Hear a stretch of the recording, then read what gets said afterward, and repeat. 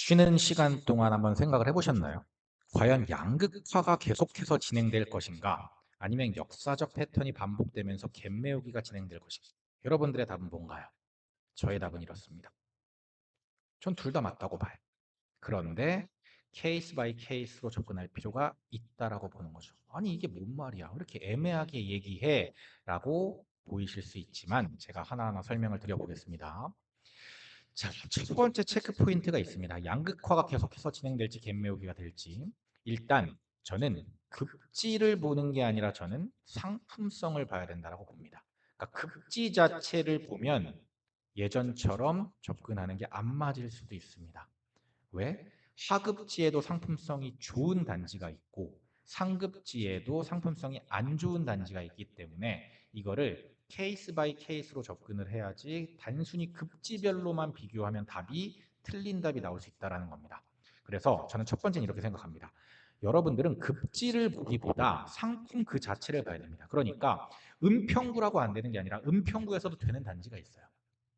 성동구라고 무조건 다 되는 게 아니라 성동구에서도 지금 사면 안 되는 단지들이 있어요. 이거를 단순히 상급지, 중급지, 하급지 이렇게 구분하는 게 아니라 1급지, 2급지, 5급지로 구분하는 게 아니라 상품에 따라서 구분해야 된다는 겁니다. 그래서 지역과 상관없이 좋은 단지들은 이미 반등을 했기 때문에 이 단지들이 이미 증명을 한 거죠. 이번 사이클에도 오를 단지는 오른다라는 걸 이미 증명을 했습니다. 그런데 아까 급지를 봤을 때 어떻게 됐죠? 아까 급지를 봤을 때는 자, 상급지만 먼저 오르고 중급지는 안 오른 것처럼 보이잖아요. 이렇게. 가만히 있는 것처럼 보이는데 이미 노원과 도봉에서도 오를 단지는 올랐다라니까요. 그렇죠? 이런 것들을 봤을 때 여기서도 갈 놈은 가는구나. 그러면 내가 단순히 급지를 생각해가지고 노원구는 무조건 안 돼, 도봉구는 무조건 안 돼 이렇게 제하는 게 아니라 그 안에서도 괜찮은 상품, 어떤 상품을 고르는지가 중요하구나 이렇게 생각하면 된다는 겁니다. 자 볼까요? 독립문극동, 두산이부, 건영 3차, 이편한 세상, 서울대 있고 이 네 개 단지 다 급지가 그렇게 높지 않고 선호도가 그렇게 높지 않은 단지입니다. 상급지에 비하면. 물론 이 가격대도 싼 가격대가 아니고 이 가격대도 부담스러운 사람들이 꽤 많을 거라고 생각을 하지만 그럼에도 불구하고 상급지를 보고 계시는 분들한테는 이 단지들을 추천드리면 이건 좀 그런데요 라고 할 수 있는 단지들이에요. 왜? 이편한 세상 서울대이고 같은 경우는 관악구에 있죠. 관악구 봉천동에 있는데 거기 대장입니다. 그런데 지금 어떨까요? 지금 14억 7천 역대 최고가 신고가 찍었고요. 14억 7천에서 호가들도 그 이상 15억 16억대로 나오고 있습니다. 전고점의 최고 시세는 14억 정도였습니다. 이미 뚫은 거죠. 건영 3차가 조금 더디긴 한데 학군에 굉장한 장점이 있는 단지이고 노원군의 대표 단지 중에 하나입니다. 이 단지도 13억 5천이 전고점이었는데 지금 현재 시세들이 13억 5천에 나와 있습니다. 지금 여기는 15억, 16억에 나와 있다고 말씀드렸고요. 답심리에서 그나마 조금 선호도가 떨어진다라고 볼 수 있는, 그렇죠? 물론 이제 뭐 전동답심리 뉴타운 안에 있는 단지들이 조금 더 선호도가 높기 때문에 그렇긴 합니다만 그래도 좋은 단지입니다. 이 단지도 전고점이 10억 6천이었는데 11억 7천으로 이미 전고점 뚫었죠. 지금 12억 13억 나오고 있습니다. 그리고 매물 최저가가 12억 5천 나오고 있는 독립문국동 같은 경우도 지금 이제 12억 5천, 13억 이렇게 나오고 있고 지금 12억으로 신고가를 찍었죠. 이 단지도 매매 시세가 10억 5천이었고 제가 이 단지 처음에 추천드렸을 때만 해도 사람들이 왜 이 단지를 추천하지? 이런 얘기를 많이 들었지만 어쨌든 단지들의 상품성이 괜찮은 단지들이다 보니까 지역과 상관없이 이 단지들도 반등했다 안 했다? 이미 반등을 했다라는 겁니다. 이미 증명을 하고 있다라는 거죠. 그럼 이 다음에 갈 타자들도 정해져 있다라는 거죠. 안 오르는 게 아니라 정해져 있다. 오를 단지들은. 그 단지들을 내가 미리 선점할 수 있느냐 없느냐 그럴 용기가 있느냐 없느냐의 차이로 갈리는 겁니다. 저는 이 단지들을 볼 때 전고점을 굉장히 중요하게 봅니다. 전고점이 높았던 단지들 우리가 생각하는 전고점은 보통 언제냐면 21년 11월 정도가 전고점인 단지들이 많습니다. 서울 기준으로 그렇습니다. 서울 기준으로 21년 11월 정도의 시세를 보면 여기가 전고점인데 전고점이 높았던 단지들은 앞으로 그 전고점을 넘을 확률이 굉장히 높습니다. 거의 모든 단지들이 전고점을 넘을 확률이 높은데 당연히 전고점이 높다라는 건 그 전고점만큼 갈 수 있다라는 거기 때문에 그 전고점이 높은 단지가 앞으로 상승 확률도 높은 단지인 거죠. 이미 뭐 강남 뭐 마용성 이런데 그리고 뭐 서울 중하급지 웬만한 단지들은 전고점을 넘었습니다. 그런데 아직도 전고점을 못 넘은 단지들이 있어요. 그 전고점 못 넘은 단지들 모두 전체가 다 괜찮은 건 아니고 그 단지 중에서 녹석을 가려야 되지만 전고점이 높으면 높을수록 과거에 이미 사람들이 인정했다라는 얘기이기 때문에 이 전고점이 굉장히 중요한 겁니다. 전고점은 수요, 그러니까 그 아파트의 가치를 보여줍니다.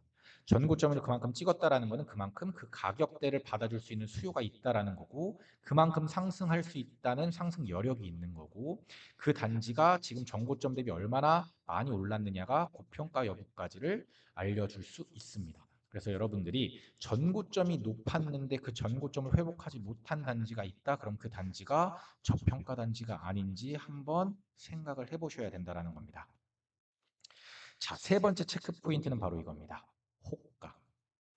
상급지와 중급지 비교 평가를 하고 양극화와 갭매우기 사이에서 고민을 할 때 여러분들이 반드시 체크하셔야 될 세 번째 포인트가 바로 이 호가입니다. 최근 실거래가와 호가의 갭이 큰 단지들이 꽤 많습니다. 그동안 실거래가가 또 높이 찍혔는데 그 실거래가 딱 한 건 찍혔었다. 그러면서 뭔가 계속해서 추격 매수하는 느낌이 드는 단지다. 그러면 조금 조심할 필요는 있다라는 겁니다. 자, 예를 들어 볼게요. 응봉 신동아 같은 경우 제가 추천을 굉장히 많이 드렸었던 단지입니다. 11억, 뭐 9억, 10억대부터 많이 추천을 드렸었던 것 같은데 이때부터. 그쵸? 요때부터 많이 추천을 드렸는데 그때부터 지금 거의 6억 가까이 올랐습니다. 최근 실거래가가 15억 2,700으로 역대 최고가를 찍었는데 시세는 거기에 따라오질 못하고 있어요. 반영이 안 된 겁니다. 왜? 그만큼 충분히 많은 실거래가 찍힌 게 아니라 한 건, 두 건이 뜨문뜨문 찍히고 있기 때문에 그렇습니다. 그런데 여기에 맞춰서 나는 실거래된 것보다 싸게 내놓을 수 없어? 이러면서 제일 싼 게 15억 2천에 있긴 하지만 이 물건은 지금 당장 거래가 안 되는 물건이고 대부분의 물건이 15억 후반대, 16억 초반대에 나와 있습니다. 그렇다면 지금 있는 실거래가와 갭이 꽤 크다고 볼 수 있는 거죠. 자, 마르모던지 풍림 한번 볼까요? 분당이죠. 보시면 18억 정도에 찍혀 있습니다. 그런데 매물 나와 있는 건 다 20억, 21억 이렇게 나와 있습니다. 실거래가와 호가의 갭이 2억 이상 차이 나죠. 이런 단지들이 꽤 많이 있습니다. 상급지에는. 이런 단지들 조심하셔야 된다는 겁니다. 물론 여기 분당이고 앞으로 선도지공 끝났지만 여기서 재건축되고 이러면 더 미래 가치를 높게 봐도 되는 거 아닌가요? 그냥 실거주하면 괜찮은 거 아닌가요? 그럴 수 있죠. 네, 맞습니다. 실거주하면은 괜찮을 수 있습니다. 그리고 20년 버티면 재건축될 수 있습니다. 그런데 지금 당장 고평가냐 저평가냐를 판단할 때는 고평가라고 볼 수 있죠. 근데 여기서 되게 중요한 개념이 나옵니다. 고평가라고 제가 얘기한다고 해서 고평가 단지가 반드시 하락할 수 있는 건 하락해야 되는 건 아닙니다. 하락한다는 얘기도 아닙니다. 고평가되는 것들이 더 많이 고평가될 수 있고 거품이 더 낄 수 있습니다. 그 거품, 사람들의 광기는 어디까지 이어질지 아무도 모릅니다. 지금 가격들을 분당이나 이런 것에서 많이 보고 있죠. 사람들의 광기가 언제까지 이어질지 몰라요. 지금 주식, 그렇죠? 삼성전자, 하이닉스, 국내 주식, 코스피 이런 것들 광기가 계속 이어지고 있는데 뭐 많은 사람들이 이 정도 되면 좀 너무 고평가 아닌가? 좀 거품 아닌가?라고 생각이 있지만 여기서 더 갈 수 있습니다. 왜? 사람들의 광기는 아무도 예측하지 못하기 때문에 그렇습니다. 이 광기는 언제 거치냐? 거품이 싹 사라지는 시기. 위기가 왔을 때 이게 거품이냐 아니냐가 판가름됩니다. 그런데 그동안은 큰 위기가 없었기 때문에 이게 그냥 지나갔던 거죠. 그렇죠? 2022년 같은 하락장이 오려면 뭐 대외적인 변수가 있어야 된다라고 제가 계속해서 말씀을 드렸지만 그 대외적인 변수는 아무도 예측할 수 없기 때문에 그런 변수가 왔을 때 위험한 것이지 그런 상황이 오지 않는다면 위험하지 않을 수 있습니다. 그런데 그런 위기가 언제 올지 안 올지는 아무도 모릅니다. 그런데 그런 위기가 왔을 때 과연 버틸 수 있는지는 본인 스스로가 알고 있겠죠. 그런 측면에서 말씀드리는 겁니다. 무조건 사야 되지, 사면 안 됩니다. 이 단지 사지 마세요. 이 단지 고평가입니다. 이렇게 말씀드리는 게 아니라 이런 거를 인식하고 인지하고 매수하는 것과 단순히 오를 거야라고 생각하고 매수하는 건 굉장히 큰 차이가 있다는 겁니다. 예를 들어 이런 차이인 거죠. 내가 고평가임을 인지하고 매수하시는 분들은 가격이 20% 30% 떨어져도 크게 흔들리지 않습니다. 대출이자가 더 많이 나가더라도 크게 흔들리지 않아요. 왜? 어차피 5년 뒤 10년 뒤에는 올라 있을 거를 아니까 버틸 수 있는 거예요. 마음이 그렇게 힘들지 않다는 겁니다. 투자할 때. 이거는 투자를 좀 오래 해본 사람들은 압니다.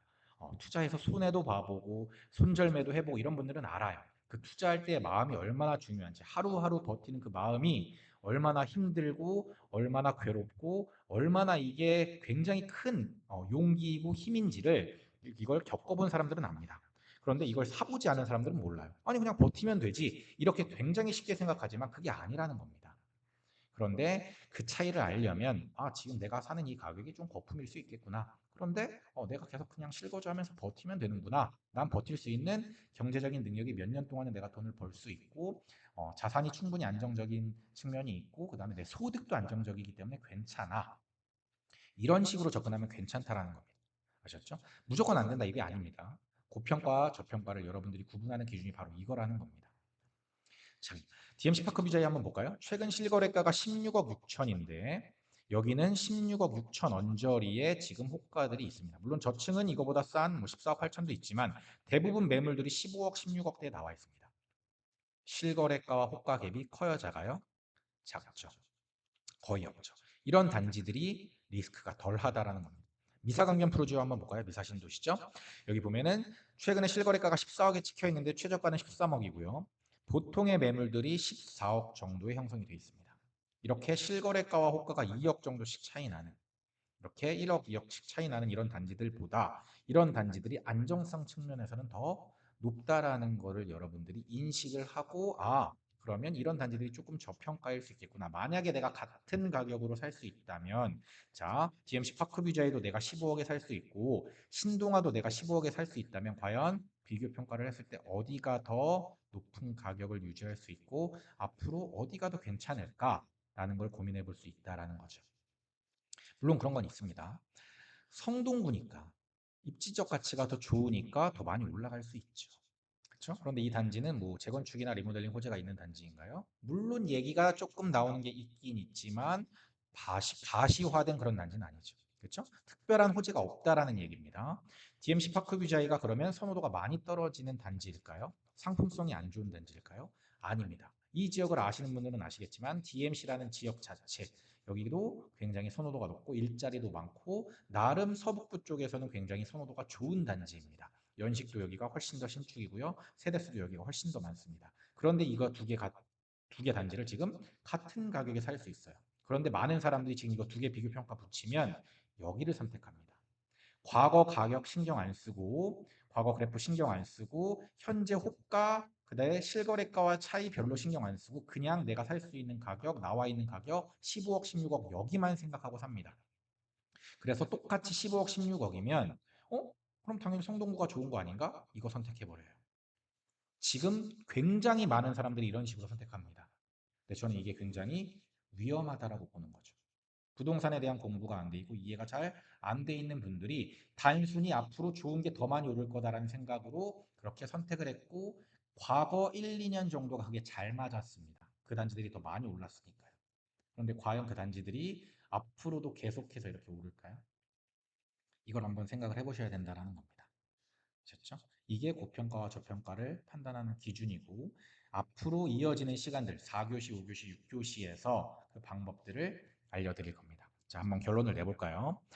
자, 상급지와 중급지의 비교 평가에서 중요한 건 이겁니다. 급지 자체보다는 상품성에 집중하셔야 됩니다. 급지가 낮더라도 좋은 상품이 있고 급지가 높더라도 안 좋은 상품이 있다라는 겁니다. 기왕이면 전고점이 높았던 단지를 선택하는 게 성공 확률이 높습니다.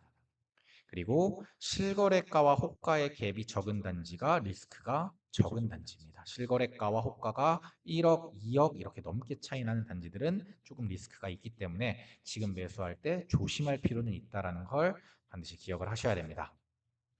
조금만 쉬었다 와서 고평가 단지는 어떻게 거르는지 알려드리도록 하겠습니다. 4교시 때 뵐게요.